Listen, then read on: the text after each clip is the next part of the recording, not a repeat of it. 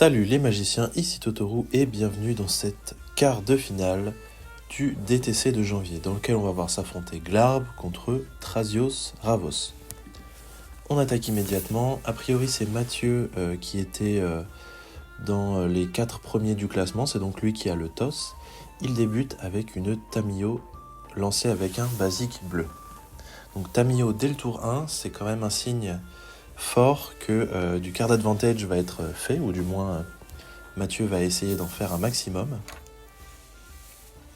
Parce que dans ce genre de match-up, en l'occurrence, on a contrôle combo pour Glarb, puisque c'est un deck plutôt contrôle mid-range, mais qui va quand même lister une combo, donc avec le Jace Wielder of Secrets, ainsi que Thoughtlash ou Tainted Pact pour exiler son cimetière, enfin sa bibliothèque.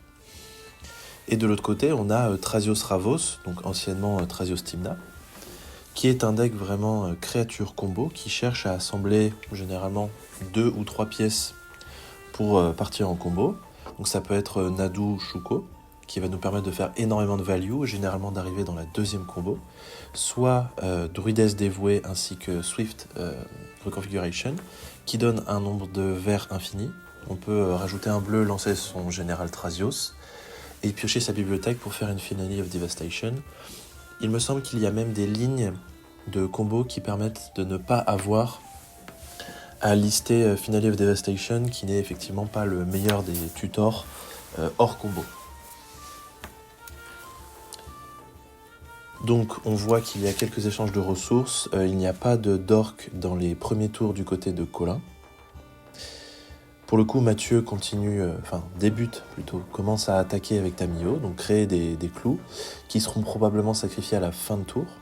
Il faut quand même faire attention parce que là, Colin a l'air en tout cas de vouloir jouer plutôt en éphémère, donc c'est un play pattern qui est assez intéressant, de proposer des menaces en fin de tour adverse, donc en fin du tour de Mathieu, pour le forcer à utiliser ses ressources, nous prendre notre tour, dégager nos terrains et avoir accès à encore plus de mana pour pouvoir lancer des sorts et profiter de la fenêtre qu'on s'est créée à la fin du tour adverse si jamais l'adversaire a décidé de bouger. Début du tour 3, encore une fois phase d'attaque avec Tamiyo.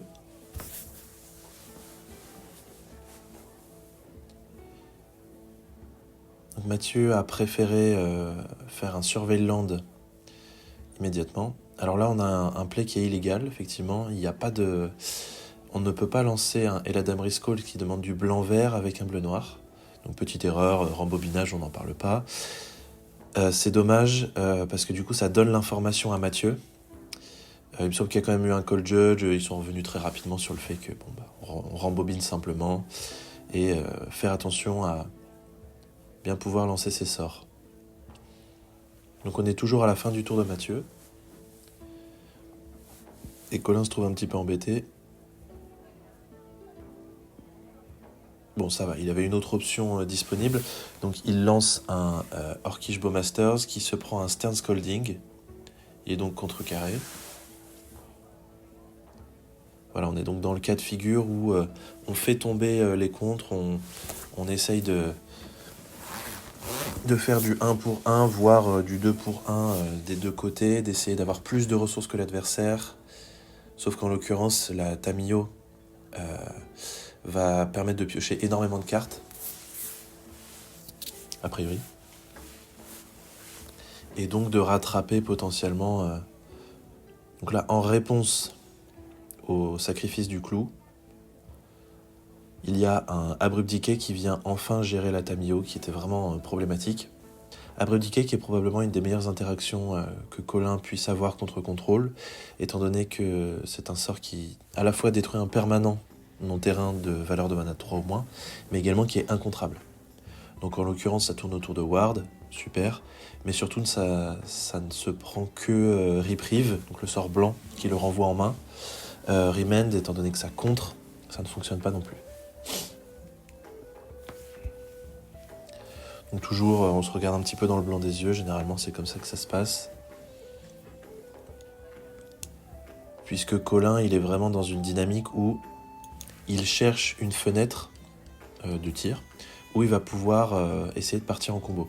Donc tout ce qu'il va proposer avant, ça va être des baits pour éventuellement gratter quelques points, parce que globalement, Thrasios Ravos, donc Thrasios Ravos un petit peu plus que Thrasios Tymna, ça n'a pas vraiment un plan de jeu mid-range pour coller vraiment des points au board.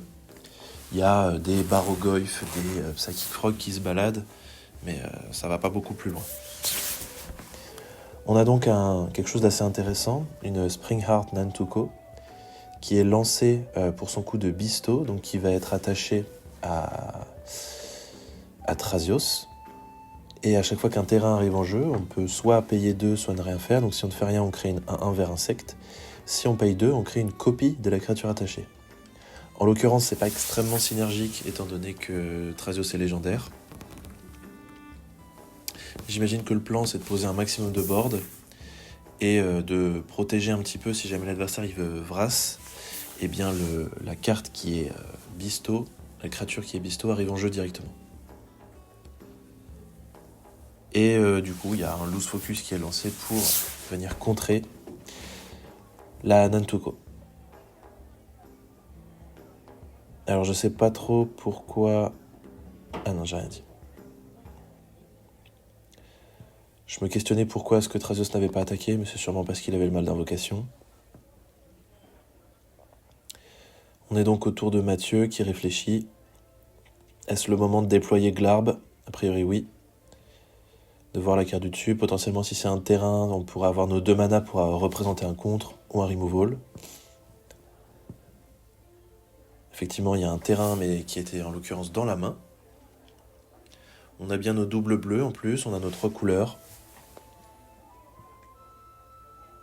City of Brass. Donc là, vraiment, il y a assez peu de pression qui a été proposée. Je crois même pas qu'il y ait eu une seule phase d'attaque. Enfin, qui colle des dommages, parce que je compte pas Tamio dedans. Skyclave apparition, carte assez embêtante pour Glarb. À voir si jamais elle est gérée. Il accepte. Alors pour rappel, petit point de règle, une Skyclave qui exile un commandant, si le commandant est remis en command zone, il n'y a pas de jeton qui sera créé au moment où Skyclave quitte le champ de bataille, puisque le commandant, donc en l'occurrence Glarb, ne sera plus en exil, mais sera en command zone. C'est 2 zones assez similaires, mais bien distinctes. Phase d'attaque avec Thrasios, cette fois-ci, il y a un Go for the Throat pour le détruire.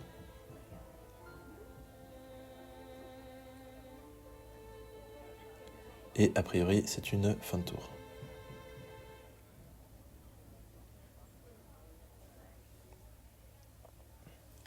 Donc Mathieu qui se retrouve un petit peu embêté parce que un général à 5, il faut au moins avoir 6 ou 7 mana pour pouvoir proposer des interactions, parce que sinon ça peut donner une fenêtre de tir justement à Colin pour partir en combo. En l'occurrence, il n'a aucune de ces 2 pièces. Ça me semble assez technique.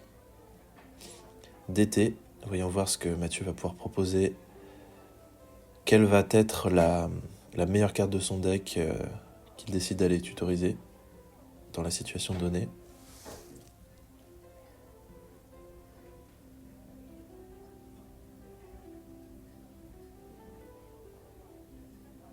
On voit qu'il s'arrête un peu sur Spell Snare. Non, ça m'a pas l'air si fort que ça. Peut-être une pièce de combo.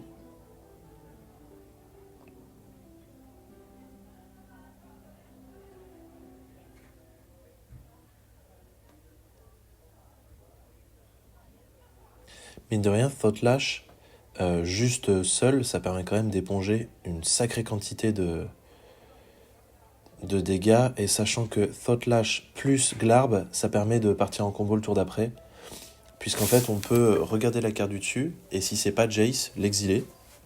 Comme ça, à notre entretien, on refait de même, pour pouvoir piocher le Jace, réexiler ensuite toute notre bibliothèque, le lancer, faire le +1 et partir en combo, gagner du coup. Fin de tour, cette fois-ci on est bon, et la dame Riscall, en payant un petit point de vie.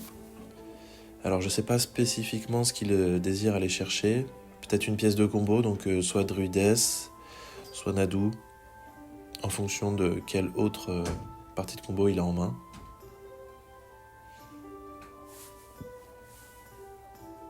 ou du moins celle où il a le plus de tutors potentiellement pour aller chercher.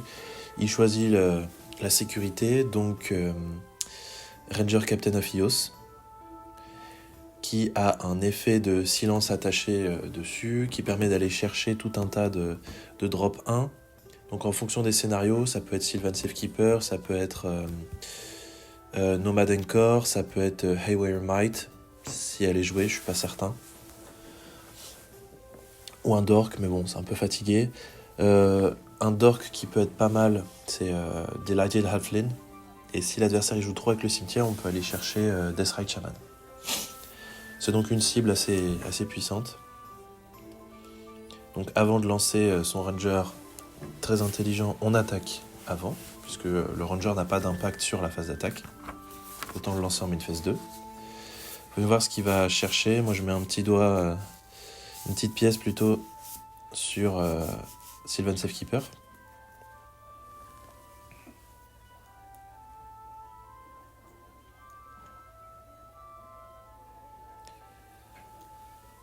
Pour le coup, Ranger, il a la double fonctionnalité effectivement d'avoir un effet de silence attaché. Ça permet de partir en combo, ou du moins d'essayer. Faut se rappeler quand même que c'est les sorts non créatures qui ne peuvent pas être lancés. Bon, globalement, à part une subtlety mal placée, il n'y a pas grand chose qui permet d'arrêter tout ça. Airtail. On sait que Mathieu joue Airtail. En fin de tour, il y a un anti-bet qui est lancé sur le Ranger Captain, qui est sacrifié assez logiquement en réponse. Ça permet d'éviter, d'empêcher Mathieu se prémunit d'être empêché au tour d'après de pouvoir lancer des sorts.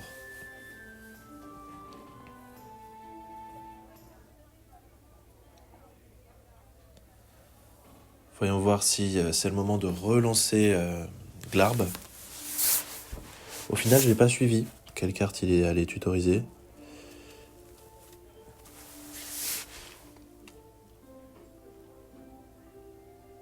Effectivement, on relance Glarb. On regarde la carte du dessus. A priori, c'est pas un terrain. Pour un Cremate, on exile une carte d'un cimetière. Il n'y a pas de pièce de combo, donc ouais, ça fait sens d'exiler. Alors, c'est pas comme Cling to Dust, Cremate. C'est peu importe la carte qu'on exile, on pioche. Et bon, évidemment, il n'a pas escape. C'est assez intéressant ce petit méta-call de la part de Mathieu, ayant pressenti potentiellement pas mal de jeux Reanimator, de se donner un outil supplémentaire qui en plus est plus ou moins un petit cantrip. Survie du plus apte, alors ça peut très vite représenter une combo. Il suffit d'une seule créature à défausser pour aller chercher Druides, la défausser, aller chercher, comment s'appelle-t-il, Hazel Brewmasters, et là ça peut partir en combo directement. C'est une combo qui demande un tout petit setup, et bien évidemment de résoudre Brewmaster, parce que sinon on a cramé 2 gâchettes en mettant la Druides directement au cimetière. Là, c'est assez intéressant. Phase d'attaque de Skyclave Apparition. Mathieu décide de ne pas bloquer, même s'il pouvait emporter la créature adverse. Peut-être qu'il pressentait un sort de réanimation ou... parce qu'il joue pas rouge, Colin, donc il n'y a pas vraiment de blast à craindre. Peut-être un Fatal Push. Et effectivement, on comprend mieux quand Colin lance Pre-War for Malware. Et effectivement, Mathieu a vraiment bien fait d'exiler le Ranger Captain. Parce que sinon ça pouvait le faire revenir en jeu, aller chercher potentiellement une pièce de combo, pourquoi pas Nomad Encore, et après avec n'importe quelle autre créature piochée aller chercher Nadu. Ça aurait pu être vraiment problématique.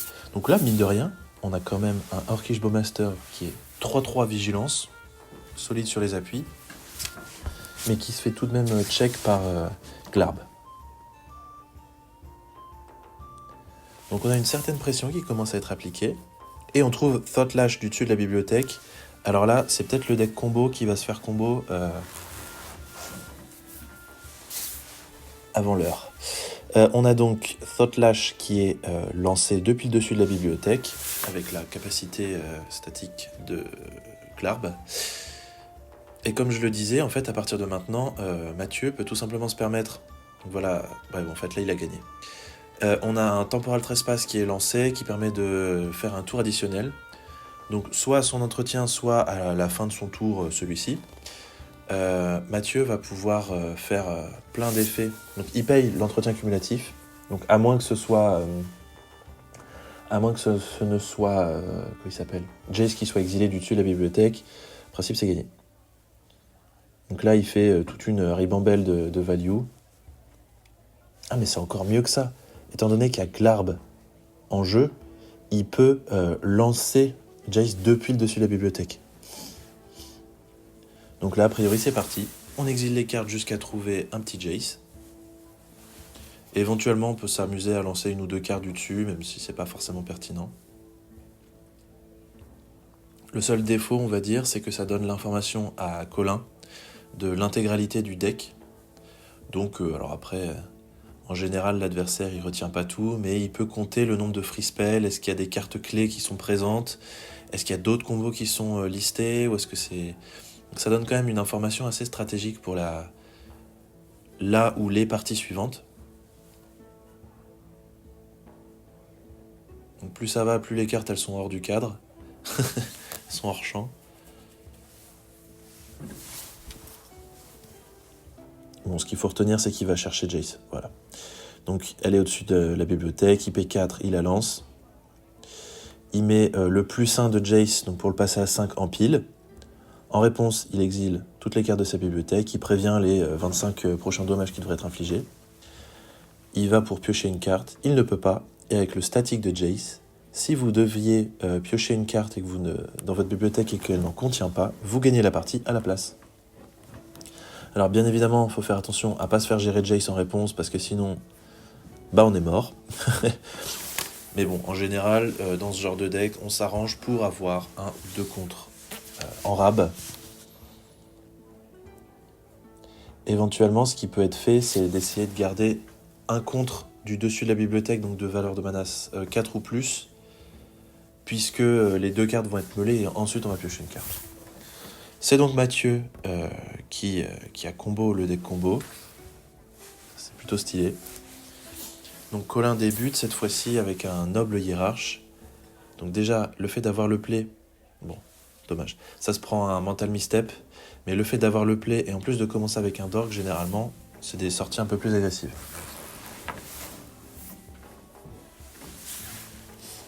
Alors, par rapport au petit jeton orc armé qui est resté, c'est juste un petit reliquat de la partie précédente, il va être rangé avec les jetons.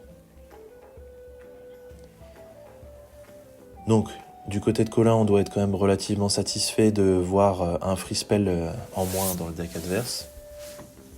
Les points de vie importent assez peu au final, puisque généralement, quand un deck part en combo, que l'adversaire il soit à 50 ou à 2, ça change pas grand-chose. Mathieu est donc à 13, il va pas fetcher dans du bleu, c'est intéressant. Exploration. D'accord, ça c'est chouette. Puisqu'il peut lander depuis le dessus de sa bibliothèque, ça lui permettrait de faire potentiellement une value monstrueuse. Et Mathieu, c'est là où on voit que c'est un joueur, disons, d'expérience, pour rester aimable, puisqu'il joue Serum Visions, une carte qu'on voit pas régulièrement dans les cantrips.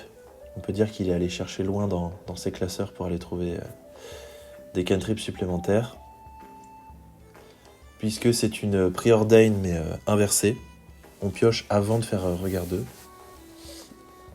c'est chouette dans le sens où ça nous fait regarder 3 cartes, mais bon. En termes de cartes sélection, c'est pas terrible. Bref. Colin joue un Bob, donc Dark Confident.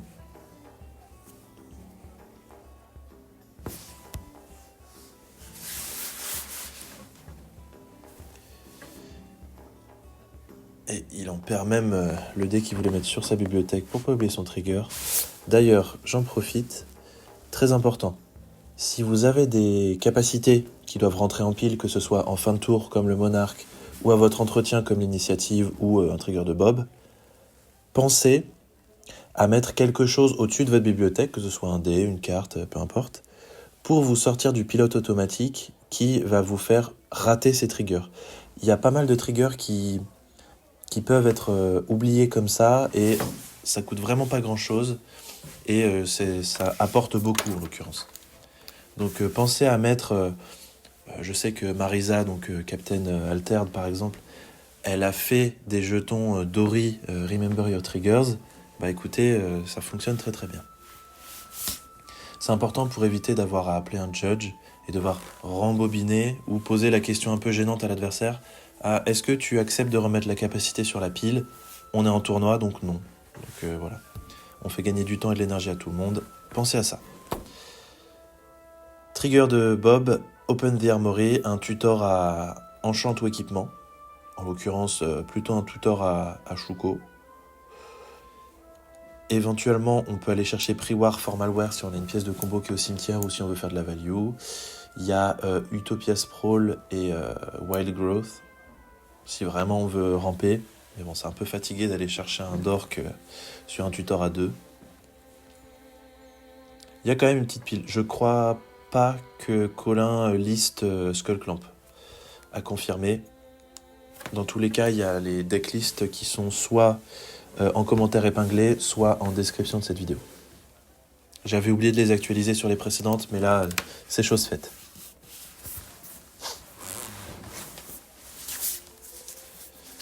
On lance donc le tutor, donc aussi pour donner le moins d'informations possible à l'adversaire, qui se prend loose focus.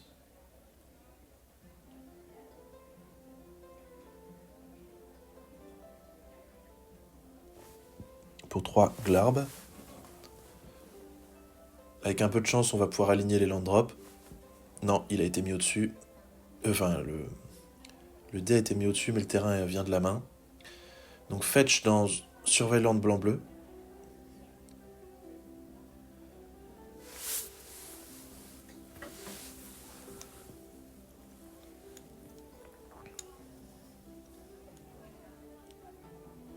Ça lui permet en plus de contrôler un petit peu le prochain trigger de Bob qui va arriver.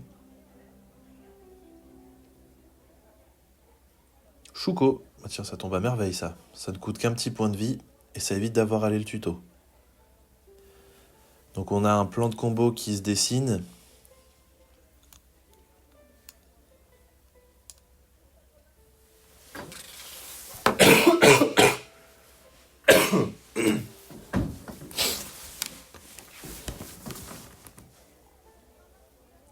Pour 3 mana Barogoyf, donc on décide de prendre l'agression.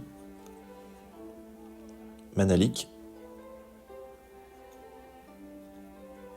C'est vrai que Barogoyf avec Priwar Formalware, c'est plutôt sexy quand même.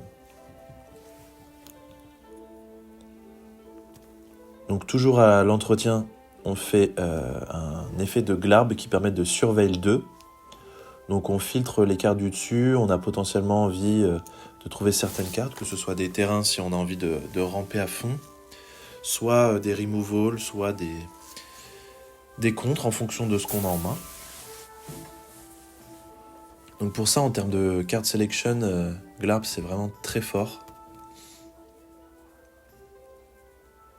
Et ça fait plaisir de voir aussi un contender en Sultai autre que Léovold, qui concrètement n'est maîtrisé que par Alexandre Habert. Hop. J'ai une petite coupure dans ma vidéo.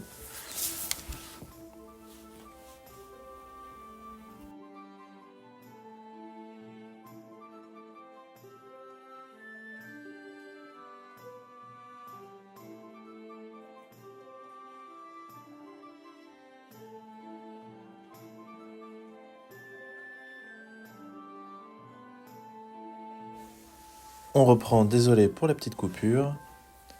Il y a une Reanimate qui est lancée directement sur le Barogoyf.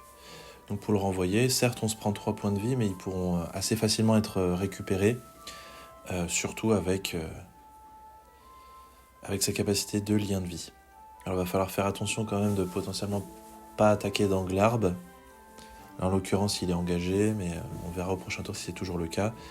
Entre les deux, il y a un Bowmaster qui a été lancé, il a dû détruire le Bob. Pour un petit mana, Shuko, on l'attache, effectivement, ça permet d'augmenter les stats du Barogoyf. Baro qui est au moins 4 ou 5 là. On a créature, rituel, artefact, terrain. Et il doit y avoir éphémère, donc 5, 6 au total. C'est ça. Donc il est 5-6 avec le +1 de Shuko, il devient 6-6.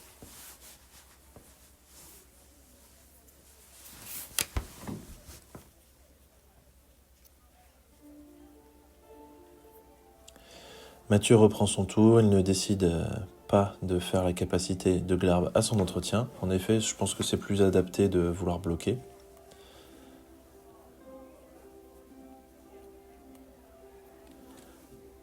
Après, cela dit, il a les petits jetons de Orcish Bowmaster pour bloquer un peu ad vitam. Mais ce qui va être embêtant, c'est que Colin va regagner pas mal de points de vie. Après, concrètement, Mathieu peut se permettre de prendre 1 à 2 phases d'attaque. C'est pas ce qui va le tuer dans l'immédiat.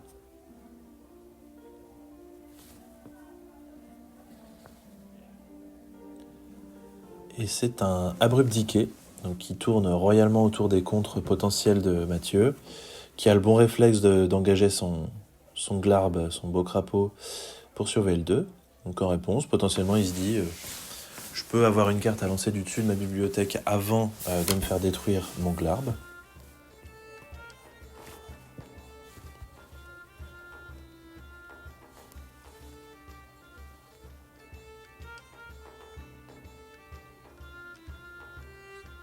Phase d'attaque de Colin avec le Bargoyf 6-6 qui cette fois-ci n'a pas de bloc évident, sachant que si jamais Mathieu laisse passer le Bargoyf, Colin va pouvoir piocher dans... regarder ce meulet de 6 et renvoyer parmi ses cartes une carte de créature dans sa main. Il me semble que le barreau c'est uniquement les créatures et pas les planeswalkers, j'ai un petit doute. Fin de tour. Donc intéressant de l'avoir joué à la fin du tour de Colin. Mathieu accepte le fait que son adversaire gagne 6 points de vie, mais au moins il a l'information qu'il n'essaye pas de proposer des powerplays ultérieurement. Et donc Airtime peut être lancé en mode destruction de cartes. Et en réponse à la capacité, il y a un Bowmaster du côté de Colin pour détruire le Bowmaster du côté de Mathieu, pour éviter qu'il refasse un ping en piochant une carte sur la capacité d'Airtime.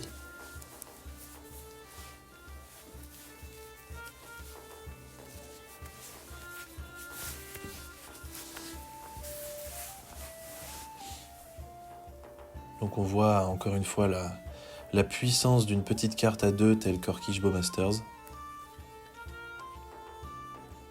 Phase de pioche sur la capa. Donc on était en fin de tour, c'est pour ça que Colin n'a pas pu attacher Shuko à une de ces 2 créatures. Pour 5 général. Toujours le bon réflexe, on regarde immédiatement la carte du dessus de la bibliothèque. C'est un peu une extension de la main.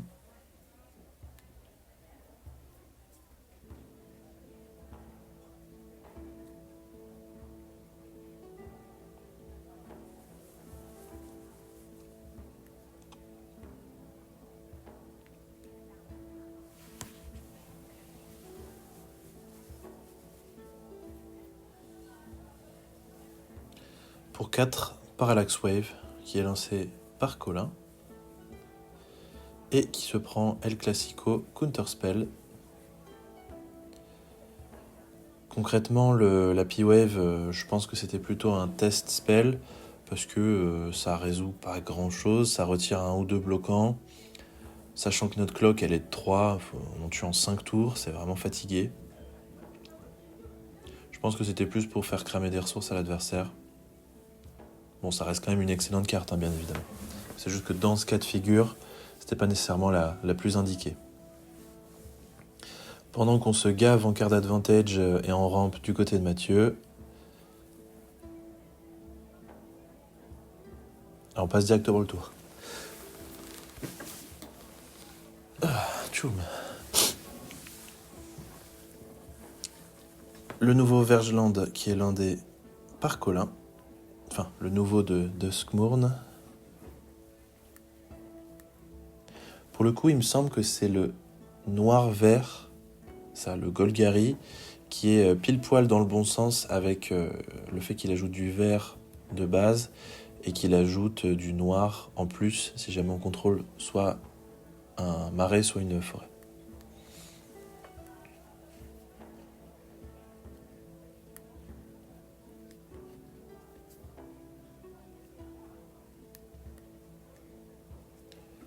Alors pour 2, Fauna Shaman, donc encore un tutor potentiel, qui se prend cette fois-ci une Subtlety. Subtlety qui va pouvoir gratter pas mal de points en phase d'attaque, donc là on sent que Mathieu enclenche la marche avant. Colin décide de remettre sa Fauna Shaman au-dessus de sa bibliothèque, il estime que la carte a son mot à dire, et est pertinente dans le board state actuel, l'état de la partie. Il a donc envie de la relancer au prochain tour.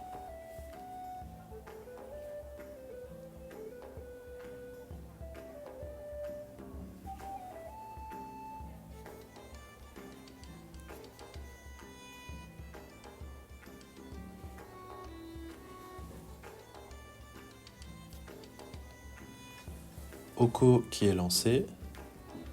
Alors là par contre j'ai pas compris. Pour moi la carte la plus menaçante c'est vraiment Shuko.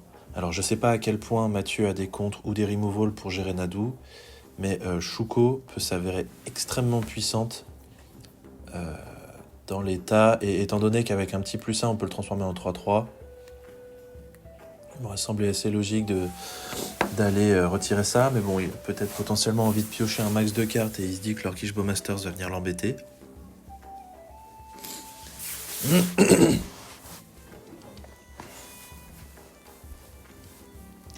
Birthing Pod, qui est tutorisé, donc vraiment là on tutor dans du tutor.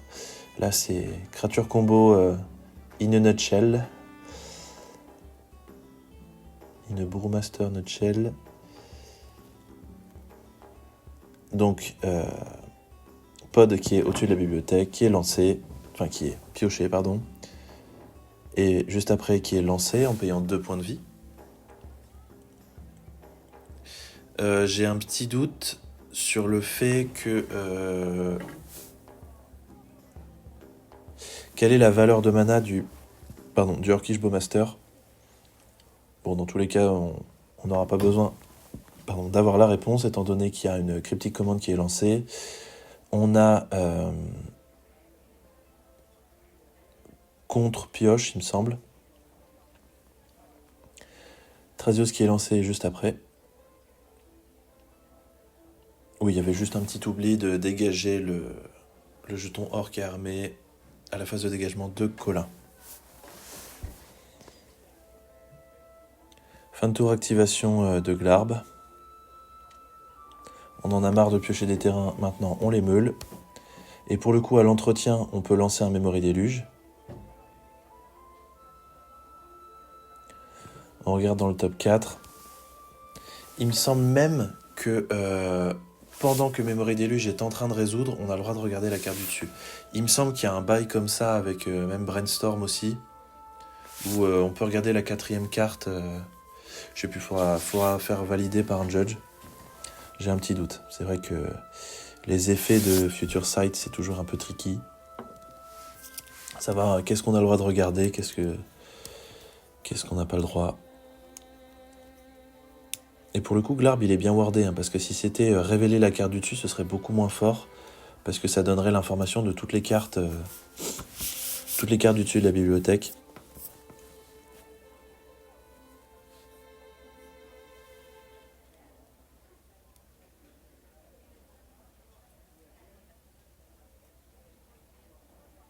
Voyons voir. Pour 2 mana, Go for the Throat, qui permet de détruire Thrasios. Donc là, vraiment, on est sur un état de board state où il n'y a plus grand-chose qui passe d'aucun des deux côtés. On peut toujours venir gratter des points avec la Subtlety.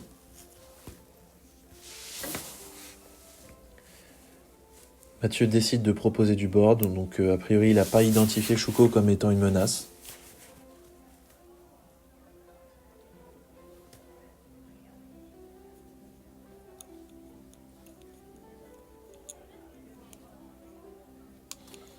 Voyons voir ce que Colin a pioché. Surveille land. Un dork. Ouais, l'étau se resserre sur Colin, qui pioche mine de rien pas mal de terrain. Là, il peut éventuellement pour 4 relancer Thrasios, mais vraiment en désespoir de cause. Il me semble qu'en plus, il avait déjà un dork commun. Donc pour 4 mana Thrasios, on voit si ça passe. Et même si ça passe, c'est pas terrible. En l'état. Et Wash Away du coup sur Thrasios. Pour un mana Finnered Elves. On se dit en désespoir de cause, phase d'attaque pour 3 dans Oko. Puisque Oko pourra dès le prochain tour faire son effet de -5. Je ne sais plus si c'est -5 ou -6. Ça doit être -5 parce qu'il arrive à 4. -5 qui permet d'échanger le contrôle de 2 permanents de valeur de mana 3 ou moins. Donc soit artefact, soit créature. De force 3 ou moins, si je dis pas de bêtises. Donc là pour Mathieu c'est assez évident, il faut garder de l'interaction, continuer d'appliquer un peu de pression. Alors je crois qu'il a oublié d'attaquer avec Subtlety le tour d'avant. On continue de se goinfrer au niveau de la value.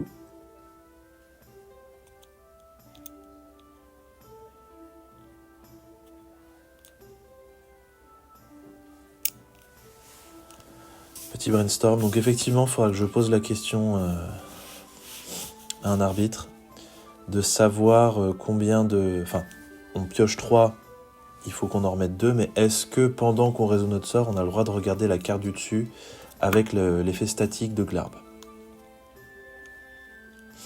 Donc on remet un terrain au-dessus, on le joue. Ça veut dire que on n'avait que un terrain, parce que sinon ce sera empressé d'en mettre 2 au-dessus pour pouvoir les lander étant donné qu'on a exploration. Cling to Dust, on exile Birthing Pod, on repioche une carte. Donc on repioche la carte qu'on avait remis au-dessus avec... la deuxième carte qu'on avait remis au-dessus avec Brainstorm. Et a priori il est en train de lancer un sort du dessus. Ah non, pas du dessus. Barrogoyf. Histoire d'enfoncer le clou vraiment jusqu'au fond. Là, en plus d'enfoncer le clou, on en profite pour taper sur les doigts de l'adversaire. Et lui dire, bon, si tu voulais passer au board, c'est cuit mon coco. Ouais, là ça s'annonce très compliqué pour Colin. Pour rappel, Tymna Thrasios, c'est toujours un deck qui est rempli de surprises et qui peut vraiment partir en combo à partir de pas grand chose. Je sais plus si elle est passée, mais là il suffirait éventuellement d'une survie du plus apte. Alors là par contre j'ai pas compris, si le plan c'est d'attaquer, de pourquoi est-ce que tu lui donnes une food, sachant que t'as déjà 25 mana lui aussi. Bon alors évidemment t'en as plus que lui, mais quand même. Je pense que moi j'aurais préféré faire un +1 d'Oko sur la food et juste poutrer quoi. Bon après c'est mes incentives de joueurs de midrange et d'aggro.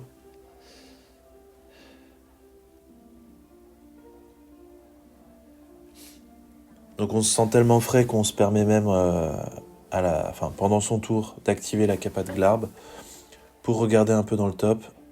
Alors je crois qu'il s'est planté, qu'il a mis les cartes en dessous au lieu de les mettre au cimetière, mais ça change pas grand chose fondamentalement.